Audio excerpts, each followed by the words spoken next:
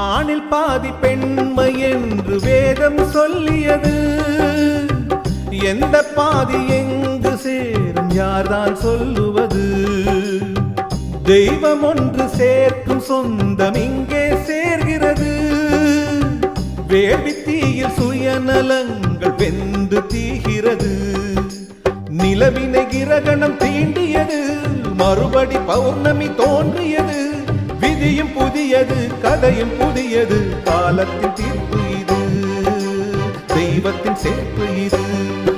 இது காதலின் சங்கீதம், மாற்றும் மாலையும் ஏற்றும் தீபமும் மங்கள பண்பாடும் ஸ்ரீதேவியின் கல்யாணம்.